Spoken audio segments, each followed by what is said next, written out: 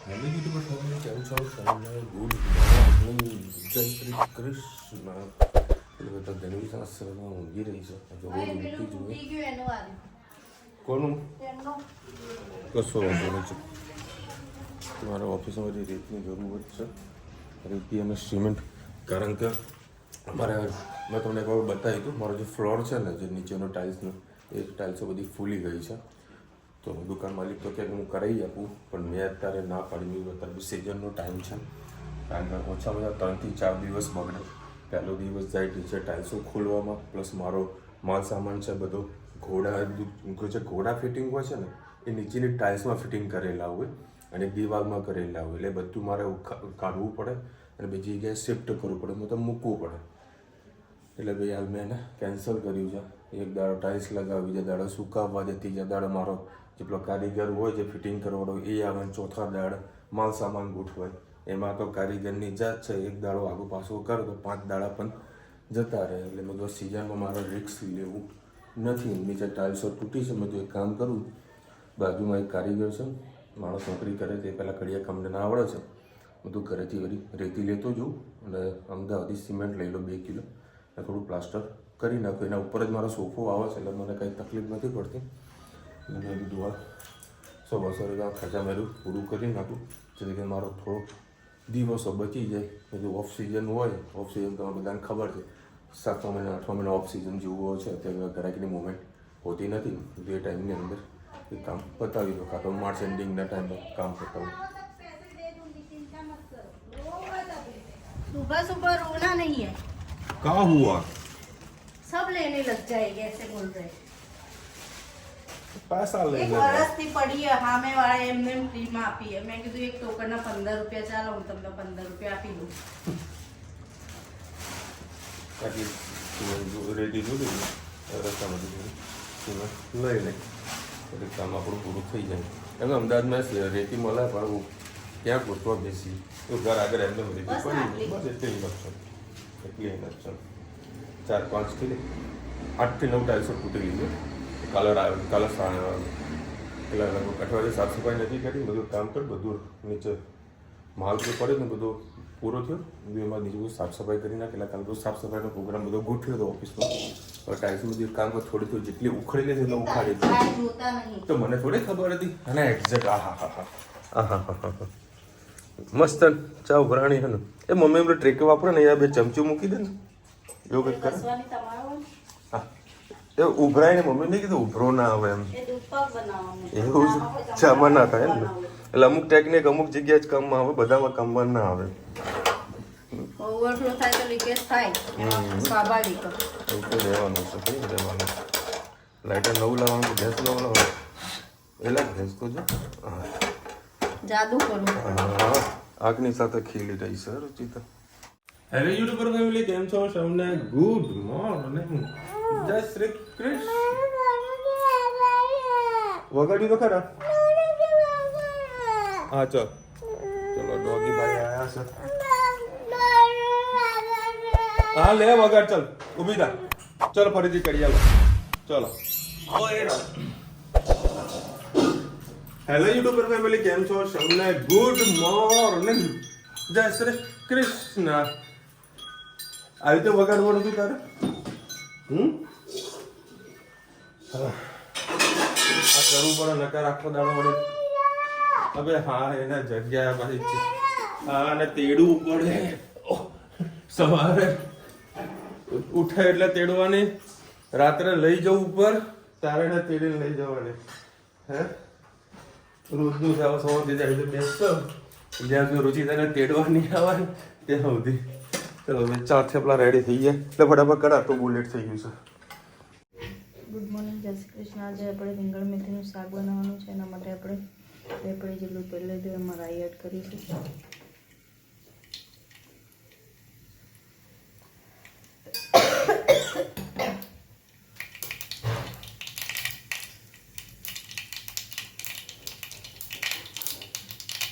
રાઈ થઈ જાય એટલે જીરું, હિંગ અને કાપેલા રીંગણ એડ કરીશું.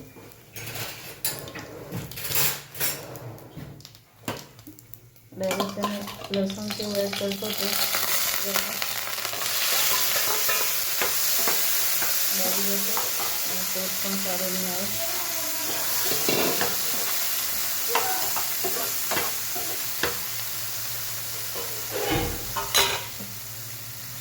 હવે એમાં આપણે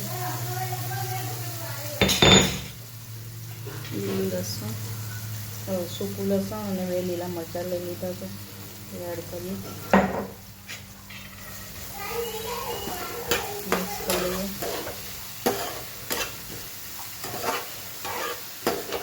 હવે આમાં મીઠું અને હળદર નાખીને રીંગણ થોડી વાર પાકવા દઈએ.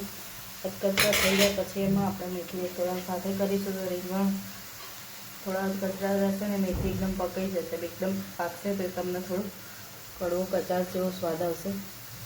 બરાબર.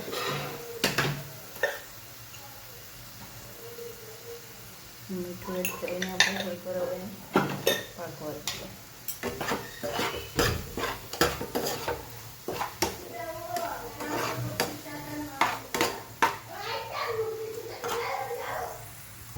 ઢાંકીને થોડીક વાર આપણે થવા દઈએ.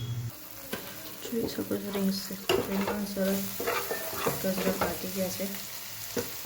હવે આપણે એમાં મેથી એડ કરી દઈએ.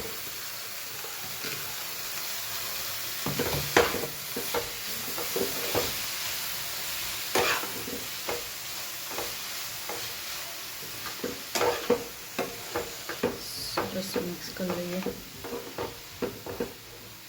મેથી પાણી છોડશે એમ ધીમે ધીમે એકદમ ઓછી થઈ જશે. શાક થોડુંક જ થઈ જશે. જો તમારે વધારે વ્યક્તિનું બનાવવાનું હોય તો મેથી તમારે 500 ગ્રામ જેવી લેવી અને 250 ગ્રામ જેટલું રીંગણ લેવું. વિશાલનું એકનું જ બનાવવાનું છે એટલે મેં 250 ગ્રામ જેટલી મેથી અને બે જ રીંગણ લીધા છે.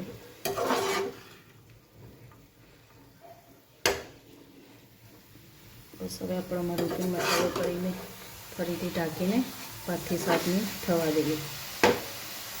તો આપણે આમાં રોટી મસાલા કરી લઈએ. 1 ચમચી દાળ નાખશું. ધાણા જેવું બસ મીઠું એડ કરેલું છે. થોડું તેલ પછી એડ કરીશું 1 પડી જેટલું.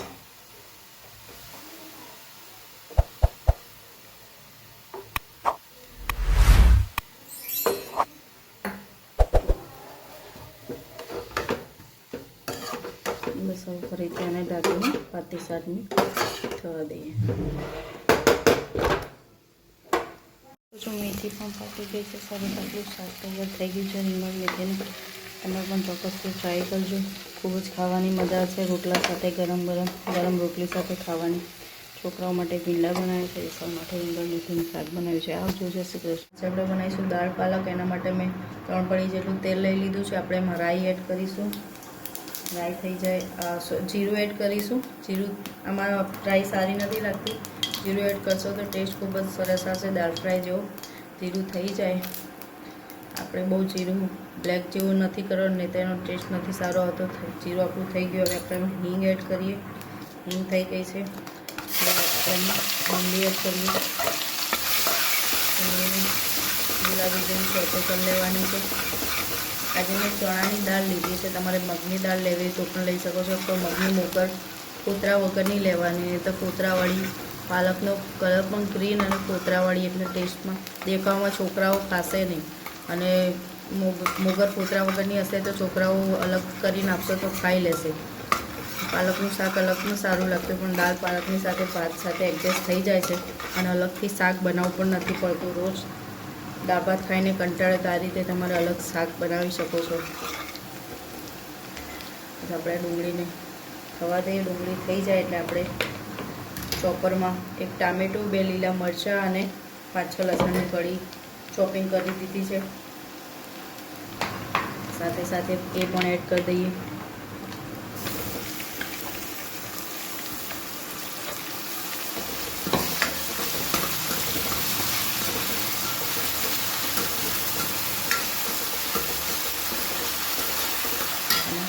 મસાલા પણ સાથે સાથે આપણે કરી લઈએ.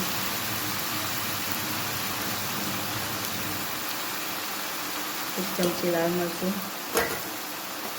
પિંચ જેટલી હળદર, ધાણા જીરું, દાળમાં મીઠું નાખ્યું છે આપણે. આ મસાલા પૂરતું મીઠું એડ કરીએ. પાલક પણ એડ કરવાની છે સાથે સાથે. જરૂર પડે તો પાછળથી એડ કરી શકો છો. પાલકમાં તો મીઠાનું પ્રમાણ વધારે હોય છે એટલે કદાચ શાક તમારું ખારું ના થઈ જાય. બસ આ મસાલાને થોડીક વાર પાકવા દઈએ પછી પાલક એડ કરીએ, નહીં તો મસાલામાં કચાશ રહી જાય. ચલો થોડીક વાર એને નાખી દઈએ.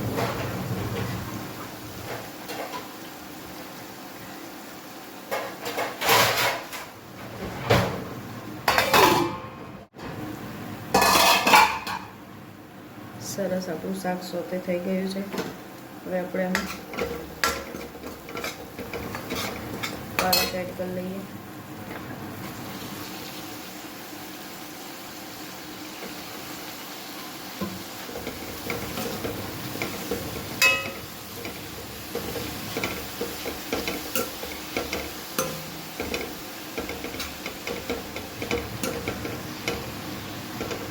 પાલક એકરસ થઈ ગયો. આપણે એને ઢાંકીને થોડીક વાર ફરીથી થવા દઈએ પછી દાળ એડ કરીશું.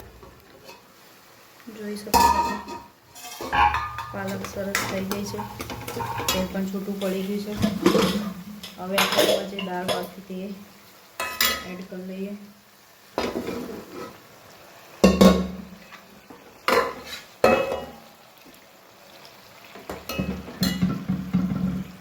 દાણું છૂટી ગયું છે કે નહીં જોવું પડે. થોડી થોડી કરીને દાળ આપણે એમાં એડ કરી દઈએ. જરૂર પડશે તો પાછળથી પાણીનો ભાગ એડ કરીશું. આજ પાણી વધારે પડી ગયું છે દાળમાં.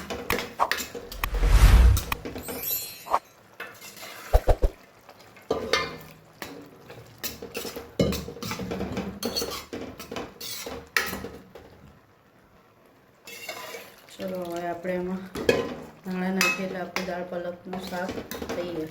આવજો, જય શ્રી કૃષ્ણ. આ કાઢ્યું ત્યાં ઊંઘ્યું હતું. મેં ખાલી કાઢ્યામાં પૂછ્યું તે ખાધું તો હું કરવા માંડ્યું, ભસવા માંડ્યું ને ખાધું તે બૂમ પાડ. રુચિતા બૂમ પાડ, બૂમ પાડ. રુચિતા બોલાવો. એવું ખુલતો બેટા દરવાજો. ક્યાં ક્યાં ધનું ધનું ક્યાં ગઈ? આ રહી લે ધીરે. બૂમ પાડ રુચિતા, બૂમ પાડ. Tiffin sir. હવે 10:30 વાગ્યા. હા બેટા મસ્તરા ભણી રહ્યો સેવ ટામેટાનું શાક. અલ્યા ભાઈ આ દુકાનમાં કચરા પોતું આવે ને, પોતું એ બધું લાવ્યો છું ધોવા માટે. તારા માટે કશું નહીં લાગે. શું કેવું? તને ક્યારે કીધું? કેમ મારી કિટ્ટા કરી? હે લબા કાઢિયા ખવડાવી દીધું દીધું? બનાવવાનું છું? બનાવો ગરમા ગરમ ખવડાવો તને. હાલ શાંતિથી બેસ. હા આવે ખાસ ને ત્યાં રુચિતા નહીં આવે ત્યાં સુધી તો નહીં ખાવાનું. એ કન્ફર્મ છે. તારા વગર તો નહીં ખાવાનું. રેડી થઈ ગયું છે એનું ફૂડ. અને એની પાસે ટેકનિક અલગ છે. ભાઈ જો હમણાં તમને બતાવું. એની ટેકનિક અલગ છે. પેલા દૂધ ને બધું ખાઈ લેશે પછી જ રોટલી ખાશી. ખાશે અને ભાઈ શાંતિથી જશે. પછી બેસશે થોડીક વાર. જે દૂધ પીવું ખાલી રોટલી છેલ્લે ખાશે. કોરી રોટલી તો નહીં ખાતું ને? બિસ્કિટ. ઓ બાપા રુચિતાના ડખો થઈ ગયો. લે બિસ્કિટ તો મારે ધનું ખવડાવે. વી નાના નાના કુલકુલિયા ને હે ને એ મોઢાની મુકલથી ગંદુ કહેવાય. હા મારી કિટ્ટા કરી દીધી. કેમ મારી કિટ્ટા? હા તો કશું ના લાવવાનું હોય ને તે બધા કે ધનું મેદી મૂકે. મેદી ધનું મેદી બતાવતા જો એને ખાલી સ્માઇલ જુઓ. કોને મૂકી સાચું? મમ્મીએ મૂકી. વાવ તને આવડે ને મેદી મૂકતા? તને આવડતી નહીં? તને બહુ મજા આવે મેદી મૂકવાની? બહુ મજા આવે ને કાલે મૂકવાની બહુ મજા આવે તને જો ભાઈ હું આવ્યો ને એટલે સીધો માં આપણે રૂમાલ કાઢીને રાખ્યો પેલો પાપા તમારા માટે રૂમાલ શું કે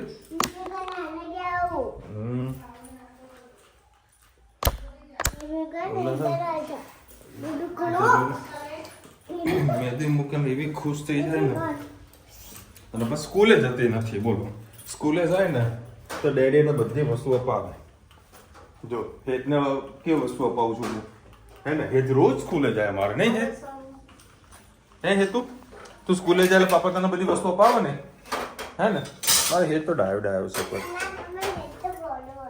હા ચલો કોમેન્ટમાં કહેજો હેત ડાયો કે ધનવી ગોડી કે ધનવી ડાય કે હેત ગોડો બેમાંથી એક ડાયો બેમાંથી એક ગોડો બે ડાયા તો નહીં જ કહેવાનું કામ બાબતમાં તો મારે ધનુનું કામ એક્યુરેટ કોઈ વસ્તુ કાં તો શું કહીને કઈ વસ્તુ હતી એને પગે હા રવિવારે મારા માનસ કંઈક અડ્યું હશે પગ અડ્યું હશે તો સીધે પગે લાગ્યું બોલ એના પગે લાગ્યું એ બાબતમાં ધની બોલ હા હા આપણું સેવડાના શાક રેડી ને ભાખરી ગરમ હા બેટા હા હા હા હા મને ખબર હતું ફેશન કરે છે આ જે બેગ પકડી ને રુચિતા ધનવી આમ બેગ પકડી હમણાં અઠવાડિયા પહેલા અમદાવાદમાં પહોંચ્યું તો એક લેડી એક્ટિવા ચલાવતી હતી અને એક પર્સ આમ ભરાઈને રાખીને એક્ટિવા ચલાવે પાપા સ્ટેન્ડ નહીં આપેલું ત્યાં ભરાઈ ના દેવાય ઘણા લોકો આમ જ અરે પણ અહીંયા આવ્યો લબડાઈ તું આમ ચલાવે અને હાથમાં પકડી રાખ્યું તો ગજબ છે ને આ લોકોને ફેશન તો હા બધું સ્ટેન્ડ નહીં આપ્યું હે સ્ટેન્ડમાં મુકાય બેગ પણ નહીં ત્યાં ના મુકાય ફેશન જેવું થાય પછી